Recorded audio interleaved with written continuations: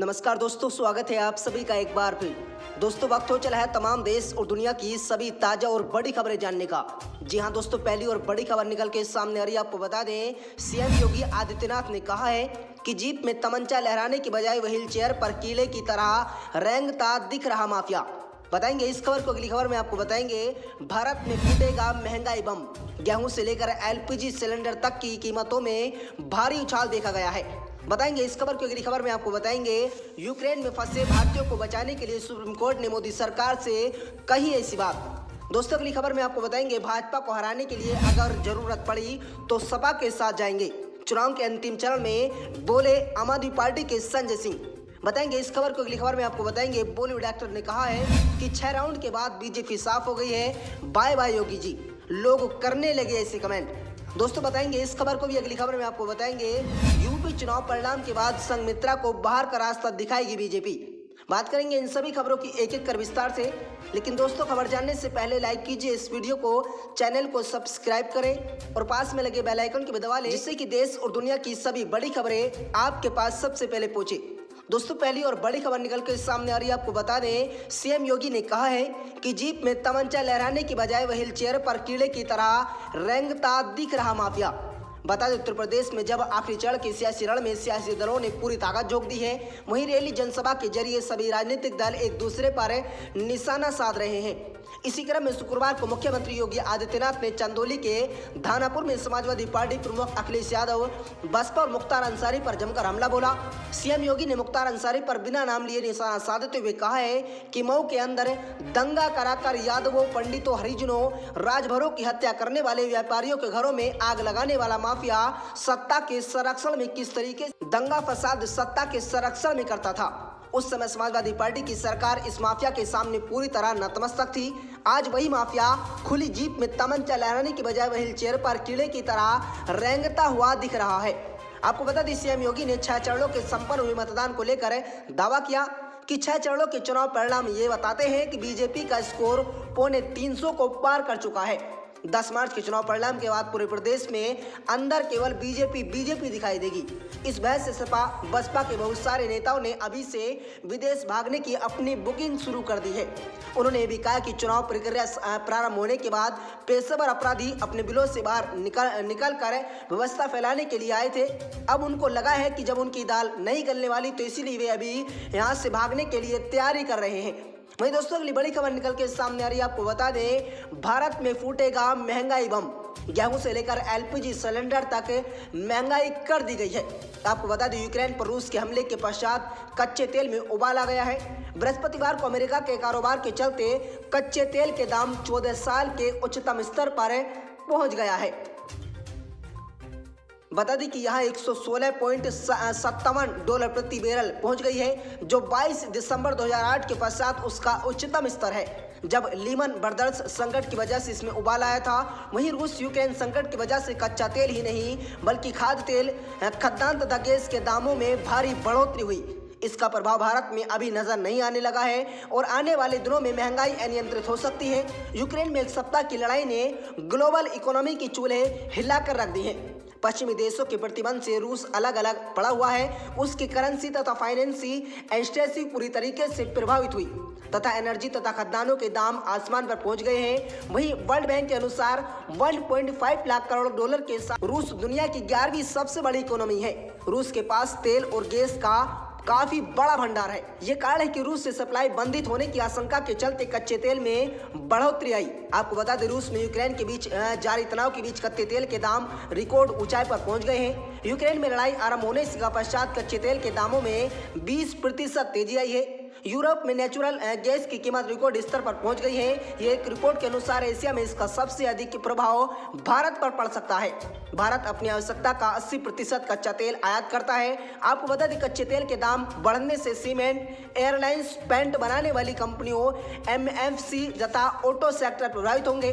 Cement कंपनियों के कुल ऑपरेटिंग से और कॉस्ट में पावर तथा फ्यूल का खर्च 25 से 30% है। इसी प्रकार एविएशन फ्यूल महंगा होने की एयरलाइंस कंपनियां प्रभावित होंगी। पेंट में कच्चे तेल का व्यापक उपयोग होता है। इसी प्रकार पैकेजिंग एवं ट्रांसपोर्ट महंगा होने से एमएमसीजी कंपनियों की लागत बढ़ेगी। तेल महंगा होने से ऑटो रिक्शे भी तेल महंगा होने से ऑटो सेक्टर भी प्रभावित होगा। मतलब तेल के दाम बढ़ने से महंगाई की चौतरफा मार पड़ेगी। बता दी विश्व भर में अभी से गैस की भारी किल्लत है तथा अप्रैल में इसका प्रभाव भारत में देखने को मिल सकता है। इसके देश में गैस के दाम दोगुना हो सकते हैं। सीएनजी, पीएनजी तथा बिजली के दाम बढ़ जाएंगे। घरेलू इंडस्ट्री पहले ही एहतियात एलएनजी के लिए अधिक दाम चुका रही है, लेकिन इसका असली असर अप्रैल में देखने को मिलेगा जब सरकार नेचुरल गैस की घरेलू कीमतों में बदलाव करेगी। आपको बता दें, रूस यूक्रेन युद्ध से ग्लोबल सप्लाई चेन पर दबाव बढ़ा है, जिससे कई और चीज़ों की कीमतें भी बढ़ने लगी हैं। दुनिया में गेहूं के उत्पादन में यूक्रेन तथा रूस की 14% भागीदारी है। विश्व भर में कुल गेहूं निर्यात तथा इन दोनों देशों की 29% भागीदारी है। इससे दुनिया भर के गेहूं में दाम बढ़ सकते हैं। बता दी, कोरोना महामारी और अब रूस यूक्रेन युद्ध के चलते खाद्य तेलों के दामों में बढ़ोतरी हुई है। हालांकि सरसों के तेल की कीमतों में अभी इसका प्रभाव नहीं पड़ा है, मगर विशेषज्ञ मानते हैं कि आने वाले वक्त में सरसों के तेल की कीमतों में भी इसका प्रभाव पड़ने की संभावना है। दरअसल देश भर के बाजारों में खाद्य तेलों की कीमतों में भारी बढ़ोतरी देखी जा रही है। विशेष रूप से रिफाइंड एवं सूरजमुखी तेल की कीमतों में पिछले 15 दिन के अंदर लगभग 30% तक की वृद्धि दर्ज कर ली गई। 15 दिन पहले रिफाइंड जहां 140 रुपये लीटर था, तो अब वहीं बढ़कर 165 रुपये लीटर कर दिया गया। वहीं दोस्तों अगली बड़ी खबर निकल के सामने आ रही है। आपको बता दें, यूक्रेन में फंसे भारतीयों को बचाने के लिए सुप्रीम कोर्ट ने मोदी सरकार से कही बड़ी बात। बता दें, उच्चतम न्यायालय ने शुक्रवार को केंद्र सरकार से कहा है कि वे रूस यूक्रेन संकट में फंसे भारतीय नागरिकों की चिंताओं पर विचार करें तथा उनके परिवारों के लिए ऑनलाइन हेल्पलाइन सेवा जारी करें। बता दें, मुख्य न्यायाधीश एन रमन्ना की अध्यक्षता वाली पीठ ने हजारों भारतीयों के फंसे होने की जानकारी पर अटॉर्नी जनरल के वेणुगोपाल से कहा है कि सरकार फंसे हुए लोगों की मदद जारी रखे। दोस्तों, इससे पहले वेणुगोपाल ने 3 सदस्यीय पीठ को बताया था कि 17,000 लोगों की विदेश वापसी हो चुकी है तथा बाकी बचे 7,000 को निकालने के प्रयास जारी है। अटॉर्नी जनरल ने कहा कि यूक्रेन में फंसे हुए भारतीय बाकियों को निकालने में तेजी लाने के प्रधानमंत्री ने आज शुक्रवार मंत्रियों के साथ एक बैठक की। अटॉर्नी जनरल ने अदालत से कहा कि यूक्रेन के ओडिशा में नेशनल मेडिकल यूनिवर्सिटी की छात्रा याचिकाकर्ता फातिमा आहाना ने यूक्रेन रोमियो सीमा के पास फंसे अन्य विद्यार्थी रोमानिया पार कर गए हैं। इन्हें आज शुक्रवार रात विशेष विमान से स्वदेश वापस लाया जाएगा। वेणुगोपाल ने पीठ से भी कहा कि याचिकाकर्ता का विवरण केंद्र सरकार के मंत्री ज्योतिरादित्य सिंधिया के साथ साझा किया गया था। सिंधिया फिलहाल रोमानिया के फंसे भारतीय विद्यार्थियों को निकालने के लिए जरूरी सुविधा प्रदान काम करने के लिए जुटे हैं। शीर्ष न्यायालय की पीठ ने फंसे लोगों की मदद की जानकारी के लिए सरकार की सराहना की और उसे मदद जारी रखने के लिए कहा है। मुख्य न्यायाधीश की अध्यक्षता वाली पीठ ने अटॉर्नी जनरल से कहा कि रूस यूक्रेन संकट के युद्ध यानी जुड़ी याचिकाकर्ताओं पर कोई आदेश पारित करने के लिए यानी उनके खिलाफ उच्च न्यायालयों को सूचित किया जाएगा, क्योंकि शीर्ष अदालत पहले से ही इस मुद्दे पर सुनवाई कर रही है। युद्ध से चिंतित होकर मुख्य न्यायाधीश ने सुनवाई के दौरान ये भी कहा कि ये दुर्भाग्यपूर्ण कि हमने युद्ध आदि की पिछली स्थिति से कोई सबक नहीं लिया। इस युद्ध के मामले में हमारा बहुत कुछ है, लेकिन अभिभावकों में छात्रों को लेकर चिंता बढ़ी हुई है। इस मामले पर अगली सुनवाई के लिए 11 मार्च की तिथि मकर कर दी गई है। शीर्ष अदालत ने एक अन्य याचिकाकर्ता अधिवक्ता विशाल तिवारी को केवल समाचार पत्रों की रिपोर्टिंग के आधार पर जनहित याचिका दायर करने पर खिंचाई की। पीठ ने कहा कि हमें उच्चतम न्यायालय की वेबसाइटों से लगता है कि आप इस तरह से याचिकाकर्ता दायर करते हैं। कई याचिकाओं को अदालत का समय बर्बाद करने की कीमत चुकाने के साथ खारिज कर दिया गया। अगर आप कुछ करना चाहते हैं तो समाचार पत्र कटिंग आदि के साथ याचिका दायर करने का ये कोई तरीका नहीं। याचिकाकर्ता ने कहा कि वे रोमानिया से बहुत दूर खार्किव में फंसे नागरिकों को लेकर चिंतित हैं। इस पर अदालत ने कहा कि आप जानते हैं कि ये एक संवेदनशील स्थिति है, हम कुछ नहीं कह सकते। इस स्थिति का प्रचार करने के लिए फायदा उठाने का कोई भी कोशिश न करें। दोस्तों, अगली बड़ी खबर निकल के सामने आ रही है। आपको बता दें, भाजपा को हराने के लिए अगर जरूरत पड़ी तो सपा के साथ जाएंगे। चुनाव के अंतिम चरण में बोले आम आदमी पार्टी के सांसद संजय सिंह। उत्तर प्रदेश में विधानसभा चुनाव में अंतिम चरण के लिए 7 मार्च को वोट डाले जाएंगे, मगर इससे पहले आम आदमी पार्टी के सांसद नेता और राज्यसभा सांसद संजय सिंह ने बड़ा बयान कर दिया।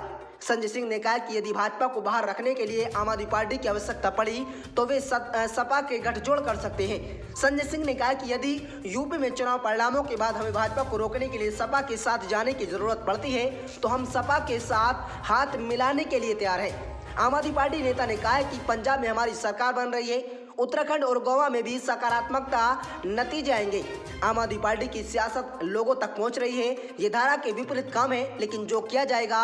संजय सिंह ने कहा कि आम आदमी पार्टी यूपी में पकड़ बना रही है। लोग अभी विकास के नाम पर वोट दे रहे हैं। यूपी को जातिगत यूपी को जातिगत राजनीति से ऊपर उठना होगा। संजय सिंह ने कहा कि हमारी उपलब्धि है, हमारे सारे सियासी दल हमारे घोषणा पत्र की नकल कर रहे हैं, चाहे वो 300 यूनिट फ्री बिजली का वादा ही क्यों ना कर रहे हो। उन्होंने ये भी कहा कि भारतीय जनता पार्टी भाजपा को लगता है कि उनके अलावा सब गद्दार हैं। संजय सिंह ने कहा कि मुख्यमंत्री खुद को बाबा बुलडोजर कहलवा कर खुश हो रहे हैं। ऐसे में कहा जाएगा रोजगार पूरी मशीनरी सड़ चुकी है। इस राजनीति से उत्तर प्रदेश का भला नहीं होना। वहीं दोस्तों अगली बड़ी खबर निकल के सामने आ रही है। आपको बता दें, बॉलीवुड एक्टर ने कहा है कि 6 राउंड के बाद बीजेपी साफ हो गई। बाय बाय योगी जी, लोग करने लगे ऐसे कमेंट। बता दें, बॉलीवुड अभिनेता कमाल खान ने बीजेपी और यूपी के सीएम योगी आदित्यनाथ पर निशाना साधा। अपने प्रशंसकों के बीच KRK ने नाम से चर्चित अभिनेता ने दावा किया है कि यूपी के 6 चरणों के विधानसभा चुनाव के बाद बीजेपी का सफाया हो गया है। उन्होंने ये भी दावा किया कि सीएम योगी ये चुनाव नहीं जीत रहे। आपको बता दें, KRK ने 6ठे चरण की वोटिंग के बाद एक आंकड़ा साझा किया और साझा करते हुए भाजपा पर तंज कसा। उन्होंने ट्वीट करते हुए लिखा है कि 6 चरणों की वोटिंग हो चुकी और भाजपा की सरकार साफ हो चुकी है। Bye bye Yogi ji. उनके इस ट्वीट पर लोगों ने जमकर कमेंट्स करना शुरू कर दिया है। एक यूजर ने लिखा है, आएंगे तो योगी ही, 10 मार्च का इंतजार करो। अमित नाम के यूजर ने लिखा कि बीजेपी की कुल सीटों के बारे में आपका क्या विचार है। राहुल चौधरी ने लिखा है कि EVM मशीन को कम मत समझो। वहीं दोस्तों आपको बता दें, विनय तिवारी नाम के यूजर ने KRK को जवाब देते हुए लिखा कि परिणाम के पहले गुलाटी मारकर कुछ मतलब नहीं है, अभी तो आप हंसी के पात्र ही बन जाएंगे। कहीं ऐसा ना हो सारे ट्वीट डिलीट करने पड़ जाएं। 5 दिन है, प्रतीक्षा कर लो। बता दें कि KRK इससे पहले भी सीएम योगी को लेकर तीखी टिप्पणी की थी। KRK ने कहा था कि अगर 10 मार्च को सीएम योगी की हार नहीं हुई तो वे अभी लौटकर वापस भारत नहीं आएंगे और हमेशा के लिए भारत छोड़ देंगे। बीते दिनों अभिनेता ने चुनाव हारने पर सीएम योगी को भारत छोड़ नेपाल जाने की सलाह दी थी। अपने ट्वीट में KRK ने लिखा था कि गोरखपुर के पास ये नेपाल है, योगी जी के पास उसी रास्ते से कल्टी मारकर अंडरग्राउंड होने का अच्छा विकल्प है। उनके इस पोस्टर पर लोगों ने उन्हें जमकर ट्रोल किया था। वहीं दोस्तों अगली बड़ी खबर आ रही है। आपको बता दें, यूपी चुनाव परिणाम के बाद संघमित्रा को बाहर का रास्ता दिखाएगी बीजेपी।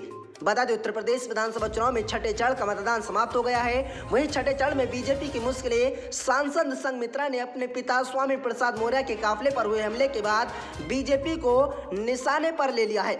अब संघमित्रा पर पार्टी के खिलाफ काम करने का आरोप लग रहा है, क्योंकि संघमित्रा अपने पिता के लिए कुशीनगर के फाजिलपुर में चुनाव प्रचार कर रही थी। इतना ही नहीं, संघमित्रा मौर्य के बीजेपी को गुंडा कहने का वीडियो भी बदायूं में वायरल हो रहा है, जिसके बाद सांसद बैकफुट पर है। लेकिन बताया जा रहा है कि बदायूं से बीजेपी सांसद को लेकर बीजेपी हाईकमान ने शिकायत की गई थी और 10 मार्च के बाद सांसद की भूमिका की समीक्षा की जा सकती है और पार्टी उन्हें बाहर का रास्ता भी दिखा सकती है।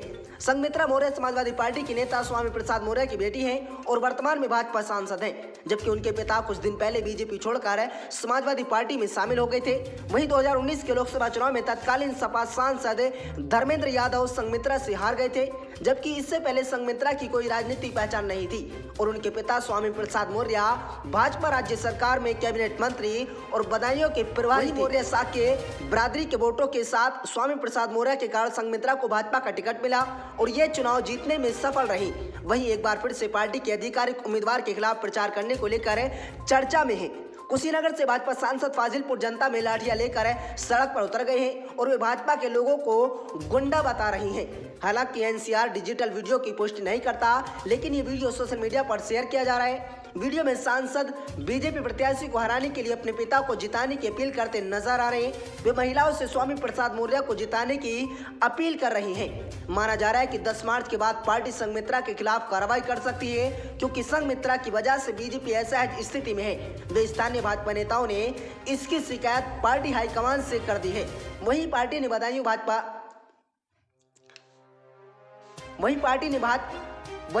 बदायूं भाजपा जिलाध्यक्ष राजीव गुप्ता को फाजिलपुर में तैनात किया था, ताकि स्थानीय स्तर पर पार्टी को मजबूत किया जा सके।